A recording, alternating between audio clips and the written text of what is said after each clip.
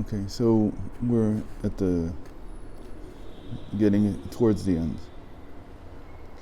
Where are you? That the whole order ועל דרך זה נתקן כל סדר התפילה בפסוקי דזמרה, שכמה פסוקים מספרים שבחו של מקום ועילוי אחר עילוי, שמזה תגדל הרחמנות על ירדת הניצוץ והריחוקו מאור אינסוף ברוך הוא כנ"ל.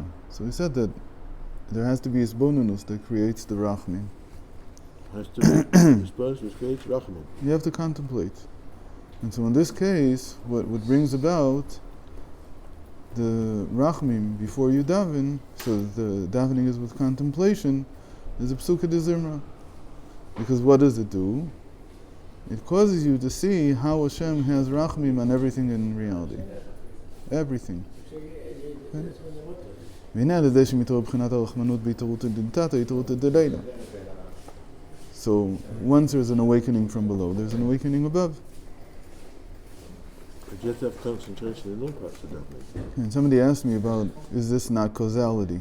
Meaning, in the world of emanation, how do you see Terusa del Sasana, Terusa de Leila? So even there, direct cause and effect.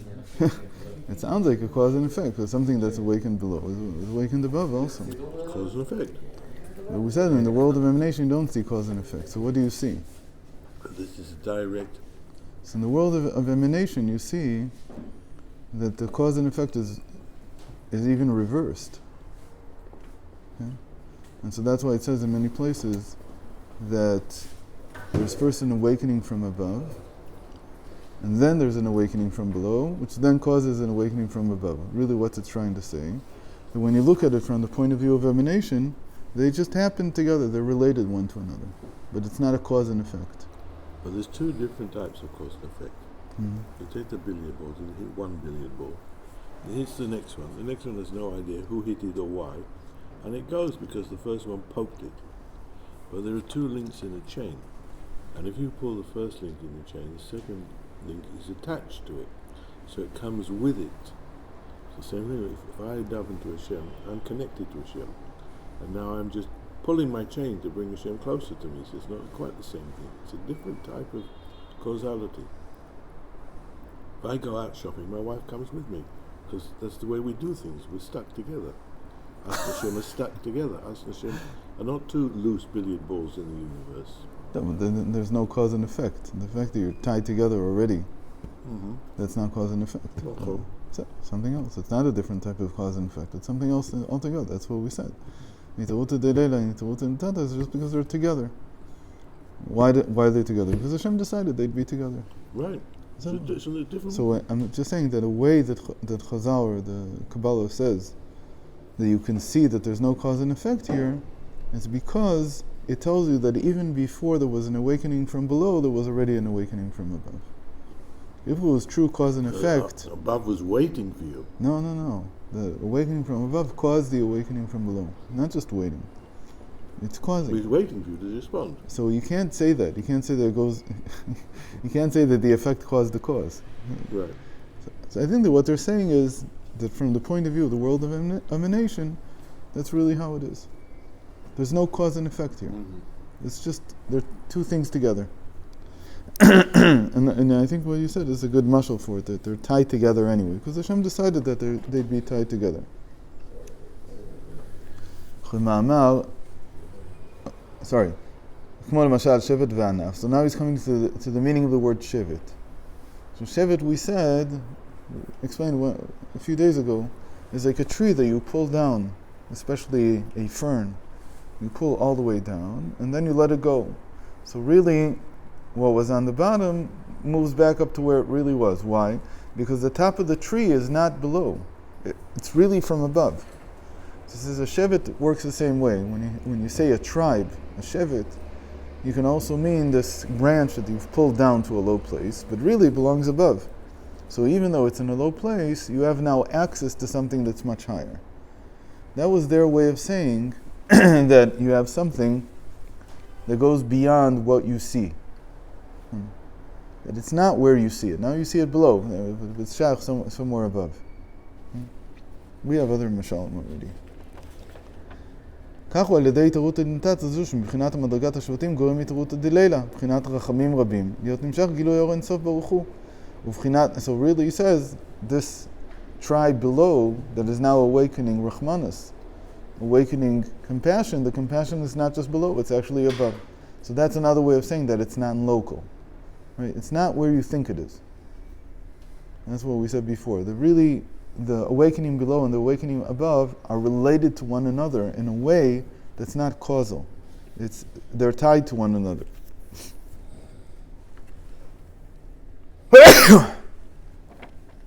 להיות נמשך גילוי אור אינסוף ברוך הוא ובחינת מעלות ומדרגות האבות בבחינת גילוי ממש בנפשו. And the tribes therefore are what allow even the greatness of the patriarchs to be revealed in the offspring, in the children of Am Yisrael. דהיינו בחינת דעת והרגשה כאילו רואה. And that's what we meant before. He says, when we said that it awakens in you consciousness or recognition, awareness, which is as if you're seeing what Avram, Yitzchak, and Yaakov could see.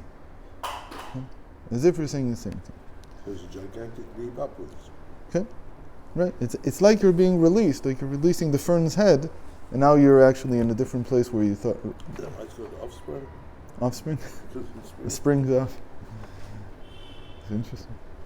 וכמאמר אבינו אב הרחמן הלכם נעלינו ותן בליבנו בינה שכדי להיות לבבינו מכון וכיסא להשראת בינה ודעת בבחינת הרגשה בלב הוא על ידי הרחמנות כי הרחמנות ודעת תלוי זה בזה כמאמר ז"ל כל מי שאין בו דעה אסור לרחם עליו. So we went over all this. אך הנה גם לבחינת התערותא דלילה שיהיה תלוי בהתערותא דלתתא הזאת צריך להיות בחינת המשכה מלמעלה. והמשכה הזו... It's interesting, he says that one is תלוי with the other, but sometimes it can happen not like that. No, he's saying that they're talui, here's like what you say, they're chained together. Okay? One depends on the other. They're walking together. Mm-hmm. But, so there has to be, we said, an awakening from above. We're saying even before, I didn't realize he was going to say this. Now he's saying exactly this thing. That, I did realize, because this is the whole point of the mimer. But I didn't realize, okay, I didn't realize it was the same thing as what I was explaining. That's what I didn't catch until now. And now he says, now we have to explain why Lavan had to kiss them. What we've said so far is that the tribes are a non-local representation of the awakening above of the patriarchs. So they can be below, and they can give the same awakening to the offspring, to the children of the patriarchs and their children of the tribes as what the patriarchs had without requiring the same level of nullification. Right? You just have, like a regular Jew walks around the world, he's not so nullified to God. Sometimes he is, sometimes he's not. Maybe he's not at all. And yet, we keep saying that there are three signs to this nation. That they're compassionate, that they are, I had a new word for it. They're ashamed of themselves, meaning they're not going to... Humble. Humility. Okay, let's say they're humble. But it really means that they're the opposite of bold, as it were. It was a rectification for being bold, more bold than all the nations. And they're benevolent, and they do good deeds. Now, to get to that level, the patriarchs had to nullify themselves completely before God. But you and I don't. We're just born this way. So how were we born this way? So he says, because that's what the tribes give you. They give you access to a higher reality, even without going there. And that's the mashal, that's the parable of the fern being drawn down. But now he says, but for this to actually happen, we need one more ingredient. The additional ingredient is what we just said before, that even when there's awakening below, there has to be something that's causing the fern, as it were, to bend down. Something that's causing the height and the depth, the thing that's above and the thing that's below, to be connected in some way. So it would be like saying that I want the strong man and the very weak man to be connected. So I need something that's more than both of them. I need something that's higher than both of them. So here we have the tribes and we have the patriarchs. What could connect them together so that the fern, as it were, would be able to extend down and come from a high place to a low place? What would cause that connection? So he says there has to be a drawing down of some force from above. והמשכה זו היא ממקור הרחמים עליונים שלמעלה מעלה מסדר השתלשלות. There has to be something that's coming above cause and effect entirely. Where is mala mala meseder ishtalshelut? Meaning it's from the keter, it's from the crown. Everything that we've talked until now is in the sfirot. Because Rachmanut is Tiferet. And we said that the way it's happening here is dat. You're bringing down consciousness.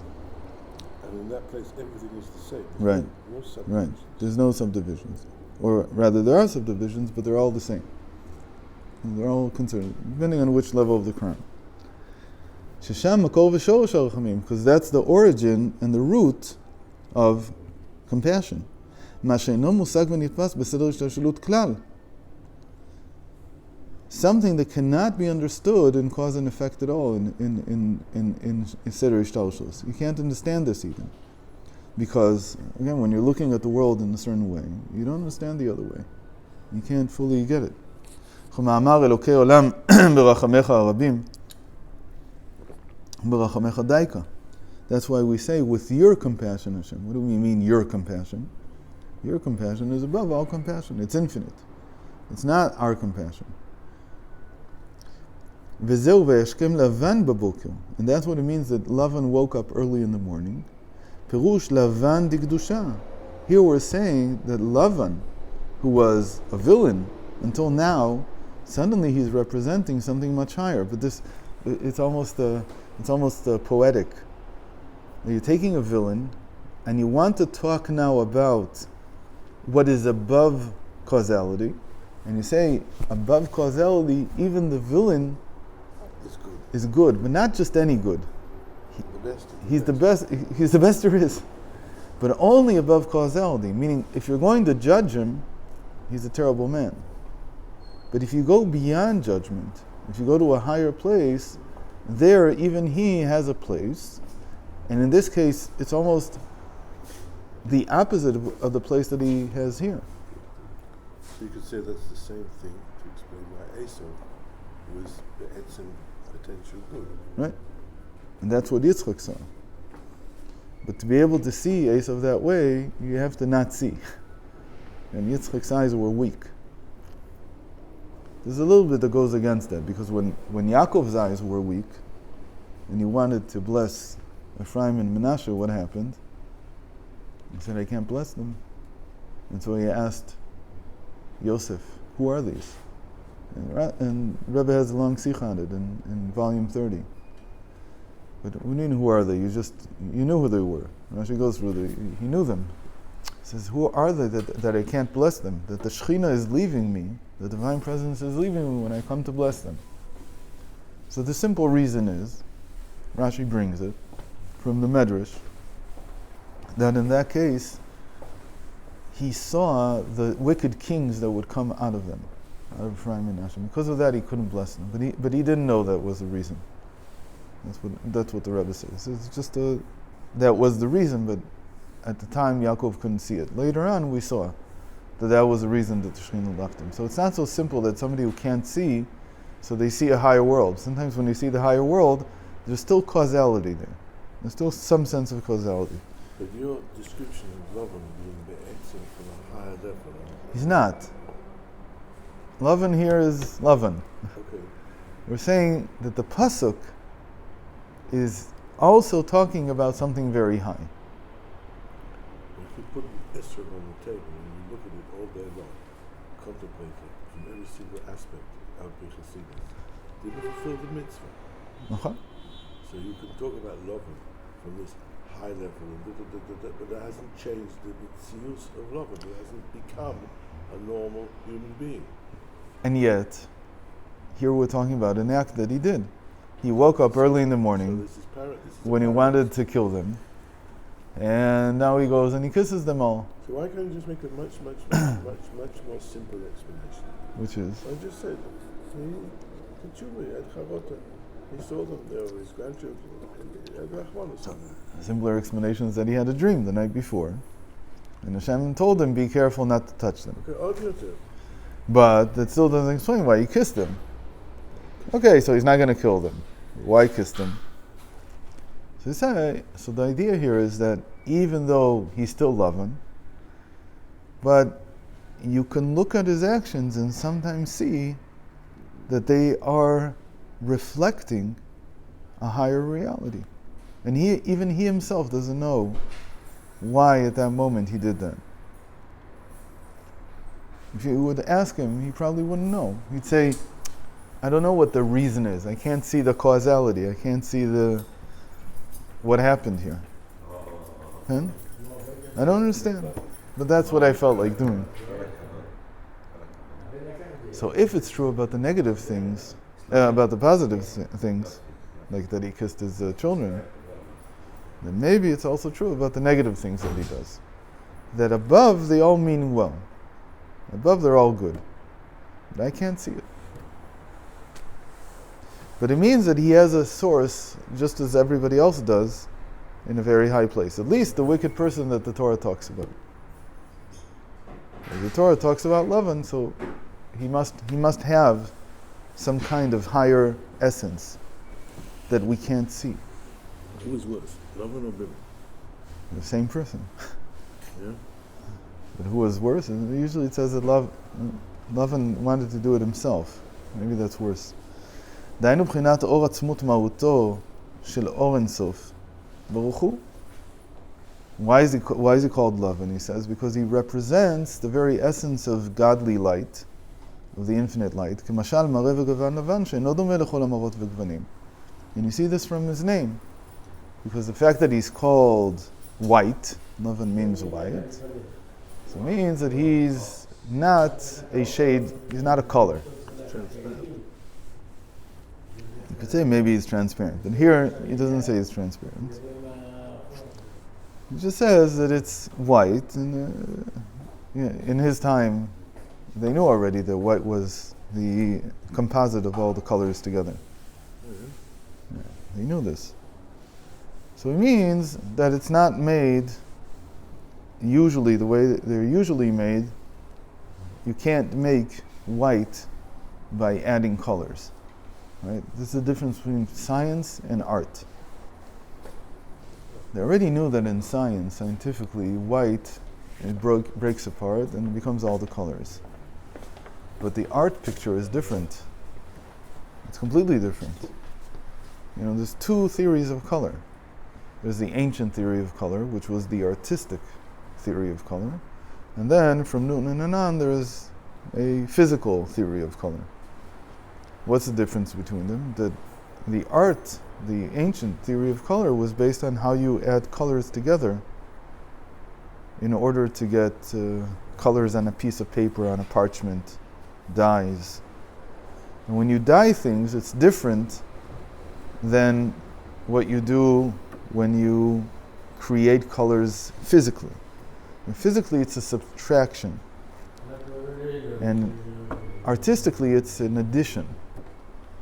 In physics, what you do is you take the white and you subtract until you get a pure color. In art, it's the other way around. You start with pure colors and you add them together in order to get composites.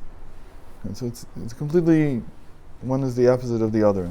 There are two different views. And because of that, they lead to different ways of doing colors on computers, and there's all kinds of differences between them. And those people who work with the artistic picture of color swear by it, and they don't want to hear about the physical picture of color, and the vice versa. And there are two competing explanations of color. So he definitely is using the artistic picture of color, and he's saying that you can't make white. There's no way to make white. Because of that, you have to say that white is the essence itself, is a substance itself, because you can't make it. They didn't know how to make white paper. And you look at all the paper that existed a long time ago, 100 years ago plus. It wasn't white, it was yellow. It was impossible to make white paper. Impossible, I don't know, maybe 100 years ago they already did, but 200 years ago they couldn't. You couldn't make white paper. How do you make white? Because you have to add stuff to it. You can't. So that's what we do. We remove. We remove things.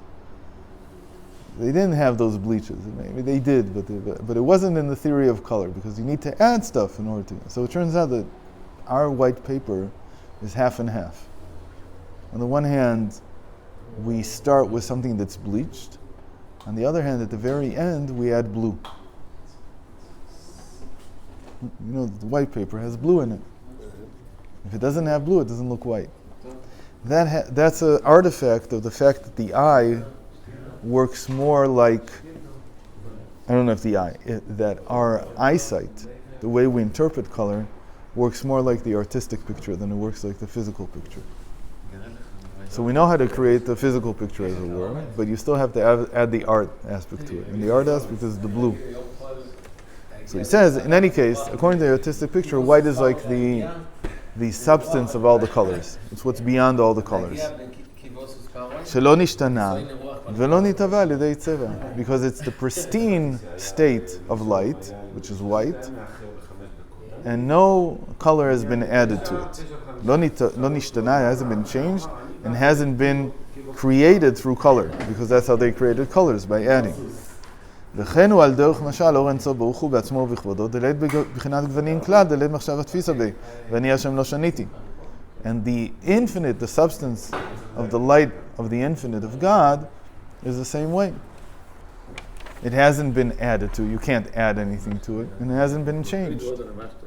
And so Lavan, he says, is a mashal. It's a parable for this infinite light of God, the infinite revelation of God. So we can't finish today. We'll finish when you come back. You have a $20 note on it? No. You want shliach mitzvah? No, I